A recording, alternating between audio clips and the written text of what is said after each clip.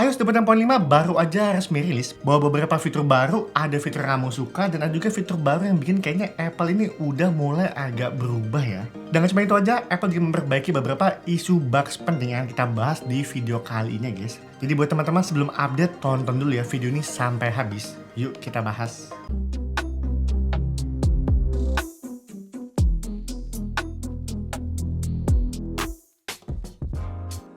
Yang pertama, Apple nambahin wallpaper baru guys di koleksi Pride-nya. Kamu tinggal masuk aja ke setting, pilih wallpaper, dan kamu tinggal lihat aja guys. Di bagian kategori buat Pride-nya, di sini Apple nambahin 2 wallpaper dengan warna yang cukup ngejreng banget ya guys. Warna-warni banget ya. Dan gak cuma itu aja, seperti biasa. Ngomongin buat wallpaper ini, kalau kalian setting di tampilan lock screen kalian dan pada saat masuk ke home screen, selalu ada animasi yang cukup memukau juga guys. So buat teman-teman yang mau cobain wallpaper baru ini, kamu udah bisa langsung cobain di bagian setting wallpapernya. Yang kedua, masuk ke bagian salah satu fitur yang menurut aku ini paling agak kontroversial ya di iOS 26.5, yaitu adalah update baru di aplikasi Apple Maps. Jadi update kali ini itu Apple Maps sekarang punya fitur namanya Suggest Place. Basically Maps itu bakalan kasih rekomendasi tempat ke kalian secara otomatis ya, berdasarkan lokasi dan histori pencarian kalian sebelumnya. Kedengaran agak keren, tapi di sini tunggu dulu ya guys. Fitur itu ternyata dibarengin juga dengan iklan yang nantinya akan muncul di Apple Maps kalian. Jadi nanti kalau kalian set sesuatu di aplikasi Maps-nya atau buka di bagian Suggest Place-nya, nanti akan muncul iklan di bagian baris paling atasnya guys. Untuk sekarang iklan ini tuh baru dites di Amerika dan Kanada. Cuma nantinya ini akan menyeluruh semua dan sampai ke Indonesia ya. Buat teman-teman yang aktif menggunakan Maps, bakalan muncul iklan Suggest Place-nya di bagian paling atas.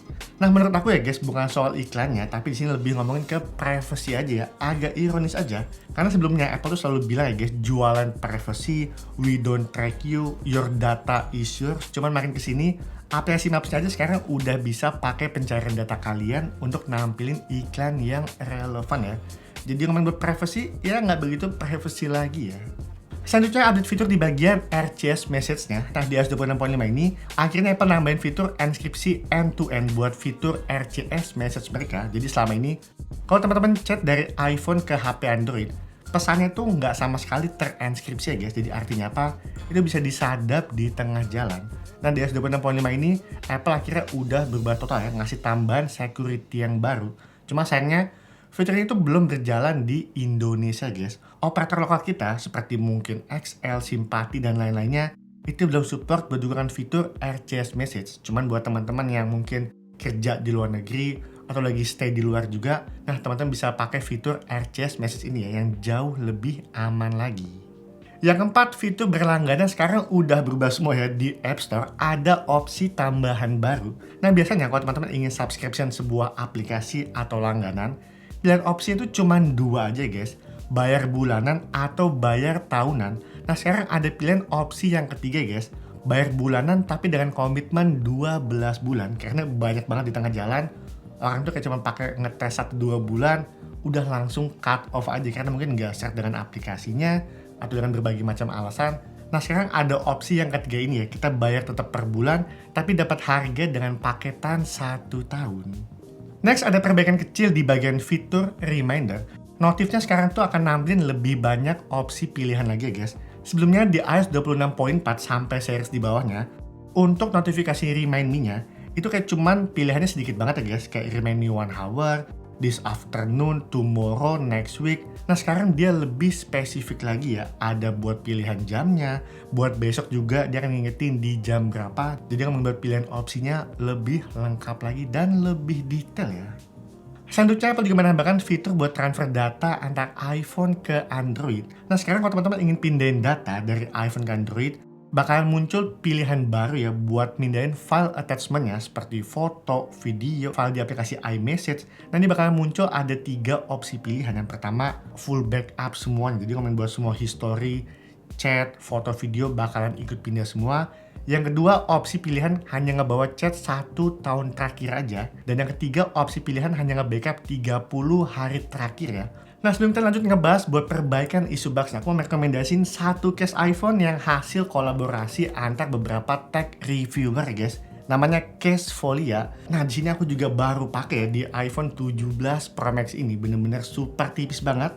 Pure bahannya material karbon, udah support juga dengan MagSafe charger, dan yang paling aku suka seperti biasa, buat daily case aku tuh bener-bener nyari yang bener-bener tipis banget tapi tetap aman ya guys. Nah ini udah jawabannya ya. Kalau bisa lihat ya guys, buat lebar case-nya aja tuh bener-bener tipis banget ya, kayak meluk seluruh body iPhone-nya. Nggak terasa bumpy, terasa ringan, bahkan kayak nggak megang case ya.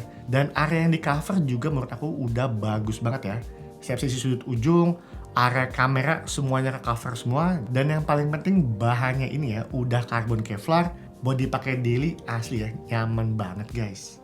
Nah buat link pembelinya tinggal cek aja di kolom deskripsi.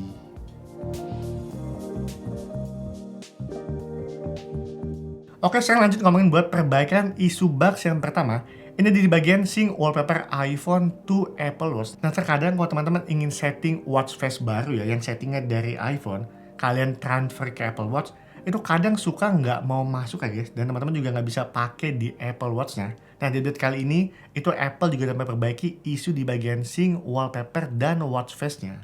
Yang kedua, perbaikan bugs di bagian koneksi seluler khusus untuk di iPad ya. Nah itu udah banyak banget ya guys dikeluhkan sama pengguna iPad, khususnya di iOS 26.4. Semua iPad yang support dengan dukungan seluler itu terkadang suka muncul isu signal ya. Kadang suka kayak no service, kadang juga signal suka kayak naik turun, low signal juga. Nah infonya update kali ini juga memperbaiki koneksi untuk di iPad. Yang ketiga ini buat teman-teman yang pakai beberapa keyboard ya dengan bahasa juga yang berbeda-beda. Kadang tuh kalau teman-teman suka masukin password dengan settingan keyboard yang udah multiple language, itu kadang suka ke typo secara otomatis aja. Nah katanya sih di updatean kali ini, mamen buat isu keyboard juga udah di fix ya. Dan aku yang udah ngetes pakai juga, mamen buat animasi keyboardnya tuh terasa kayak lebih smooth ya guys, lebih smooth dan lebih responsif. Karena terkadang mamen kayak di beberapa aplikasi WhatsApp, aplikasi Instagram, untuk layout animasi in-out keyboardnya, kadang tuh suka kayak patah-patah, dan bahkan kadang suka nggak muncul ya. Cuma sejauh ini, abis update iOS terbaru, abis update juga buat dukungan aplikasinya, semua sih berasa normal aja ya. Yang keempat, perbaikan buat isu bugs charging di iPhone. Nah ini banyak banget ya guys, dikeluhkan tuh sekitar mungkin 1 minggu yang lalu. Kalau teman-teman baca beritanya, banyak pengguna iPhone yang pakai iPhone-nya sampai lowbat, dan ketika mau di charger lagi, itu naiknya tuh bener-bener lama banget ya guys. Yang kadang kayak cuma nungguin 5 menit atau 10 menit langsung nyala, muncul logo Apple. Nah kemarin tuh isunya, dia tuh ada yang sampai nunggu kayak 1-2 jam bahkan belum nyala guys.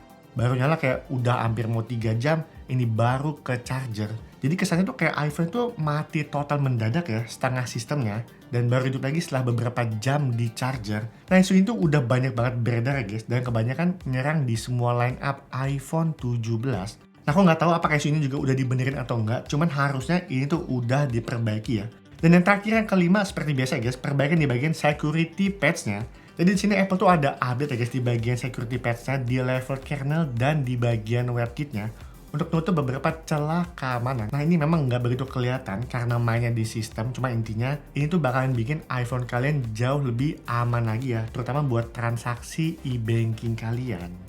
Nah, apa itu guys ngomongin buat fitur baru di updatean kali ini, fitur baru dan perbaikan bugs-nya. Dan ngomongin buat soal performance, baterai, kita akan bahas di video selanjutnya ya. Aku akan tes pakai dulu sekitar 1-2 hari lagi ya. Nah, buat teman-teman juga nih yang udah update dan ingin berkomentar, apa yang teman-teman temukan, isu bugs atau performance, tinggal tulis aja di kolom komentar. Sekian video kali ini, sampai ketemu di video selanjutnya.